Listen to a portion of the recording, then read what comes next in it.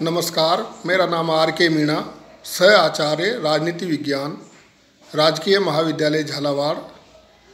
आज हम MA final political science में पेपर 7th एंड 8th जो अंतर्राष्ट्रीय कानून है उसमें मान्यता देने के लिए जो तरीके अपनाए जाते हैं उनके बारे में चर्चा करेंगे।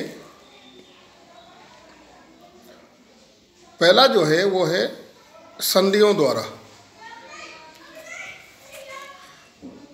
जब किसी नए राज्य के साथ दूसरा राज्य संधि करने लगता है तो वह उसे मान्यता प्रदान करता है। आवश्यक नहीं कि इस प्रकार की संधि से मान्यता का स्पष्ट रूप से उल्लेख किया जाए। संयुक्त राज्य अमेरिका ने स्वतंत्रता प्राप्ति के बाद जब फ्रांस के साथ संधि की तो उसमें फ्रांस ने स्पष्ट रूप से ये नहीं कहा था कि वह उसे मान्यता प्रदान करता है, किंतु संधि की शर्तें कुछ इस प्रकार की थी जो केवल स्वतंत्र राज्यों के बीच ही कायम रह सकती है। अन्य संधियां ऐसी होती है जो स्पष्ट रूप से नए राज्यों को मान्यता प्रदान करती है। किसी संधि के पालन से एक अमान्य देश को मान्यता प्राप्त होती है अथवा नहीं होती है, ये प्रश्न सन 1963 की अणुशस्त्र निरोध संधि के समय सामने आया। ये समस्या उठी कि अब तक जिन देशों को मान्यता प्राप्त नहीं है, क्या वे बहुपक्षीय संधि में शामिल होने के कारण मान्यता प्राप्त समझे जाएंगे। इस संधि पर हस्ताक्षर करने से पहले पूर्व जर्मनी की सरकार को संयुक्त राज्य अमेरिका ने मान्यता नहीं दी थी। पूर्व जर्मनी के अधिकारियों ने अणु परीक्षण निरोध संधि का अनुशीलन किया। इससे क्या हमें ये मानना चाहिए कि संयुक्त राज्य अमेरिका पूर्वी जर्मनी की सरकार को मान्यता प्रदान करता है? इसका उत्तर नकारात्मक है।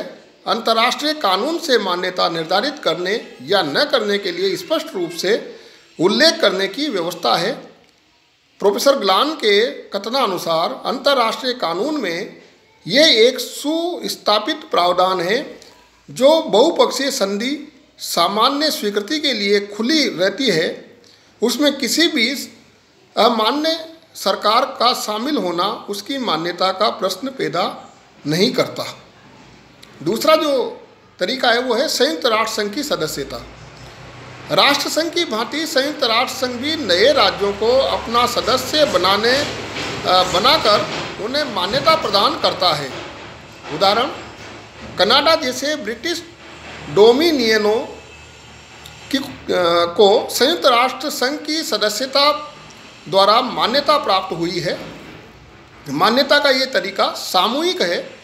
इसके बाद व्यक्तिगत रूप से अलग अलग राष्ट्रों द्वारा मान्यता प्राप्त करने का प्रश्न नहीं उठता। एक और तरीका है वो है दौत्य संबंध द्वारा। जब किसी नए राज्य के साथ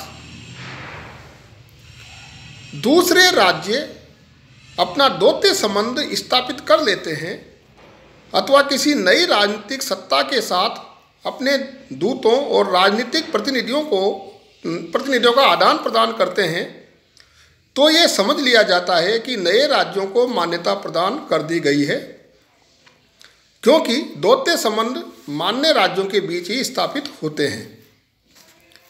एक और तरीका है मान्यता का, वो है एक पक्षीय घोषणा।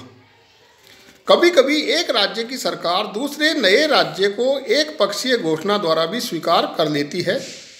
उदाहरण के लिए, इजराइल की स्थापना के 10 मिनट बाद ही संयुक्त राज्य अमेरिका की सरकार ने उसे एक घोषणा द्वारा स्वीकार कर लिया गया। एक और तरीका है सामूहिक घोषणा। जब एक नए राज्य को मान्यता प्रदान करने के इच्छुक कई राज्य होते हैं तो वे एक साथ मिलकर घोषणा करते हैं। जैसे 24 जनवरी 1871 को जर्मन साम्राज्य को मान्यता प्रदान करने के लिए ग्रेट ब्रिटेन, फ्रांस, इटली, उत्तरी जर्मनी, रूस आदि राज्यों ने एक प्रोटोकॉल पर हस्ताक्षर किए। अगला जो बिंदु है, जो अगला तरीका है वो है अंतर्राष्ट्रीय सम्मेलनों में प्रवेश। कुछ उदाहरणों में नए राज्यों को इसलिए मान्यता दे दी गई क्योंकि उन्होंने महत्वपूर्ण अंतर्राष्ट्रीय सम्मेलनों में भाग लिया था, जैसे पोलैंड और चेकोस्लोवाकिया।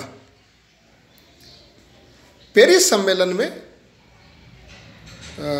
सम्मेलन में भाग लेने और वार्सा की संधि पर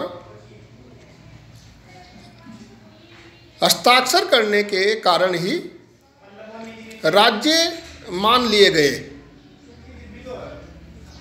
इस प्रकार ये कुछ मान्यता के तरीके हैं जिनके बारे में यहाँ पर कुछ चर्चा की गई है। इस तरह के 6 बिंदु हैं।